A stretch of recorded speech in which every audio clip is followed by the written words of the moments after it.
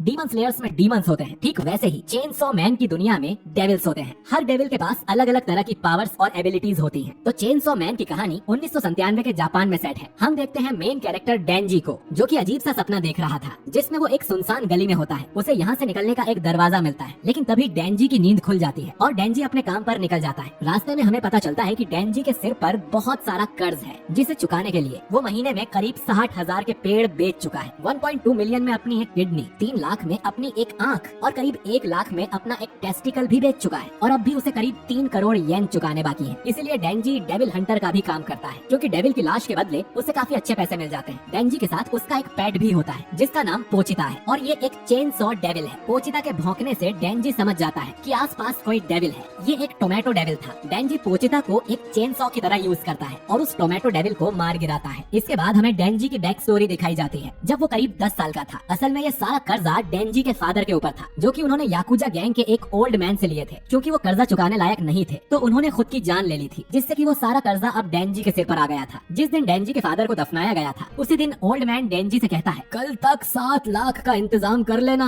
वरना हम तुम्हारे टुकड़े टुकड़े कर देंगे। कुछ देर के बाद ही डेंजी के पास एक चेन सॉ डेविल आता है, जिसे देख शुरू में डेंजी डर जाता है, लेकिन फिर वो देखता है कि ये डेविल पहले ही घायल है, यानी कि वो दोनों मरने वाले हैं। लेकिन फिर डेंजी डिसाइड करता है कि उन्हें एक दूसरे की हेल्प करनी चाहिए। डेंजी ने सुना था कि इंसान का खून पीने से डेविल हील हो जाते हैं, तो डेंजी अपना हाथ आगे करके एक कॉन्ट्रैक्ट ऑफर करता है। वो अपने खून से पोचिता की जान बचाएगा, बदले में पोचिता को डेंजी की मदद करनी होगी याकुजा से बचने में। अगले दिन डेंजी पोचिता की मदद से एक छोटे से डेविल को मार देता है और याकुजा से कहता है कि वो उसे डेविल हंटर की तरह हायर कर ले, और वो ऐसे ही धीरे धीरे करके उनका सारा कर्जा चुका देगा। अब क्योंकि डेविल की ब्लैक मार्केट में अच्छी कीमत मिलती है, तो ओल्ड मैन इसके लिए मान जाता है। कहानी वापस प्रेजेंट में आती है। ओल्ड मैन यहाँ आकर कहता है कि ब्लैक मार्केट में इस टोमेटो डेविल की कीमत करीब 4 लाख है, लेकिन डेंजी की मैनेजमेंट फी और बाकी कॉस्ट काट कर उसे सिर्फ 70,000 ही दिए जाते हैं, और इसमें से पानी का बिल और बाकी खर्चा निकालने के बाद डेंजी के पास सिर्फ 1800 ही बचते हैं, जिनसे उसे पूरे महीने गुजारा करना था। डेंजी पोचिता से कहता है कि आज भी उन्हें डिनर में एक ब्रेड खाकर ही काम चलाना पड़ेगा। इतने सालों में गरीबी में जीने के बाद डेंजी के लिए ये कोई बड़ी बात नहीं थी। तभी याकुजा का ही एक मेंबर डेंजी के पास आकर उसका मजाक उड़ाता है और उससे कहता है कि अगर तुम ये जलती हुई सिगरेट निगल लो तो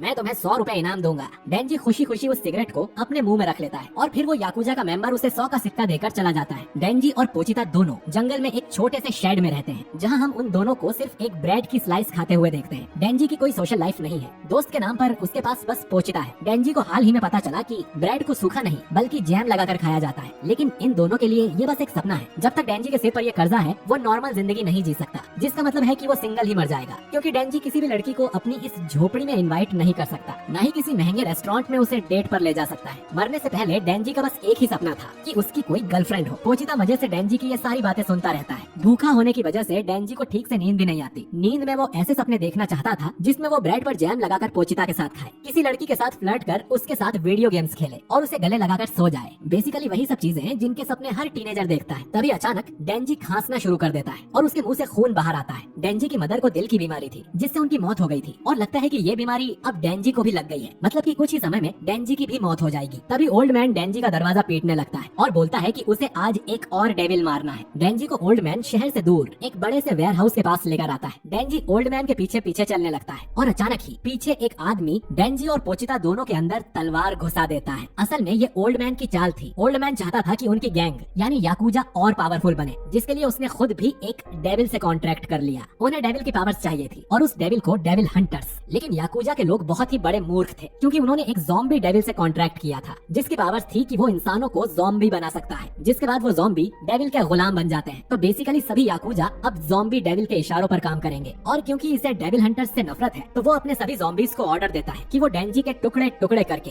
कचरे में डाल दे। डेंजी किसी तरह से यहाँ से भागने की कोशिश करता है, लेकिन कोई फायदा नहीं होता। सभी ज़ॉम्बी उसे बार बार स्टैब करते हैं। मरते हुए डेंजी सोचता है कि उसे तो अमीर बनने की भी चाह नहीं थी, वो सिर्फ एक नॉर्मल जिंदगी जीना चाहता था, लेकिन वो भी उसके नसीब में नहीं है। खैर, ज़ॉम्बी डेंजी और पोचिता के टुकड़े टुकड़े करके दोनों को कचरे की पेटी में डाल देता है। डेंजी की मौत हो चुकी थी और पोचिता भी बस मरने ही वाला था। लेकिन तभी डेंजी का एक बूंद खून पोचिता के मुंह में आ गिरता है, जिससे कि पोचिता थोड़ा हील हो जाता है और उसे डेंजी की कही एक बात याद आती है। जब वो एक्स्ट्रा पैसे कमाने के लिए पेड़ काटा करता था, तब डेंजी ने पोचिता से कहा था कि एक दिन वो जरूर डेविल्स से लड़ता हुआ मारा जाएगा, जिसके बाद पोचिता या तो भूख से मारा जाएगा या तो कोई डेविल हंटर उसे मार देगा। लेकिन डेंजी ने सुना था कि कुछ डेविल्स में ऐसी पावर्स होती हैं कि वो किसी मरे हुए इंसान की बॉडी पर कब्जा कर सकते हैं। तो डेंजी चाहता था कि अगर वो मर जाए तो पोचिता उसकी बॉडी को पजेस कर ले और याकुजा से कहीं दूर भागकर एक नॉर्मल जिंदगी जिए। प्रेजेंट में पोचिता ऐसा ही करता है और खुद को डेंजी की बॉडी के साथ मर्ज करने लगता है। लेकिन डेंजी की बॉडी पूरी तरह से हील हो जाती है और वो दोनों आखिरी बार एक दूसरे से बात करते हैं, जिसमें पोचिता भी इंसानों की तरह बोल पा रहा था। पोचिता डेंजी से कहता है कि वो उसकी बॉडी पर कब्जा नहीं कर रहा है, बल्कि वो उसके साथ एक नया कॉन्ट्रैक्ट बना रहा है। इस नई डील में पोचिता ने अपना हार्ट डेंजी को दे दिया है। बदले में वो चाहता था कि डेंजी एक नॉर्मल लाइफ जिए और वो सारे सपने पूरे करे जो उन्होंने देखे थे। तो बेसिकली पोचिता डेंजी को बचाने के लिए खुद को कुर्बान कर देता है और क्योंकि डेंजी के पास अब डेविल हार्ट है तो उसका शरीर पूरी तरह से हील हो जाता है। उसके दिल की बीमारी, आंख और किडनी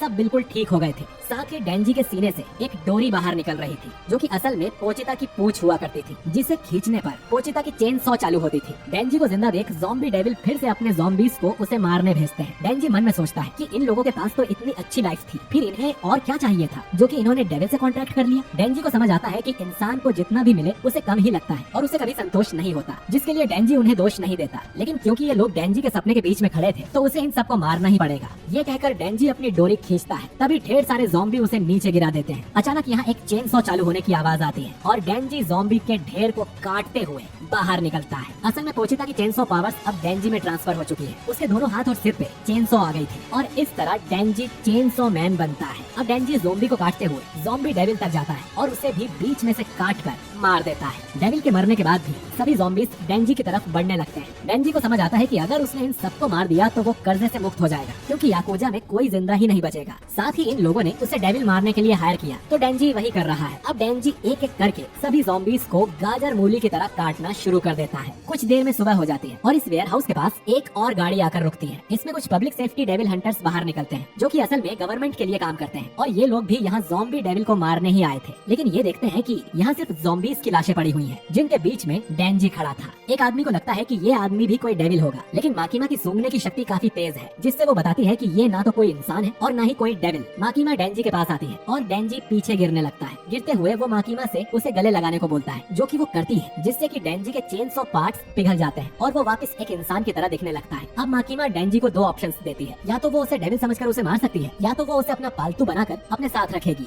डेंजी मरना तो नहीं चाहता था, तो वो माकीमा से पूछता है कि नाश्ते में मुझे क्या मिलेगा, जिस पर माकीमा सोचते हुए बोलती है कि बटर और जैम लगा हुआ ब्रेड, सैलेड, कॉफी और कुछ मीठा भी। और ये सब खाना तो डेंजी के लिए सपने जैसा था, तो वो तुरंत माकीमा का पालतू बनने के लिए मान जाता है।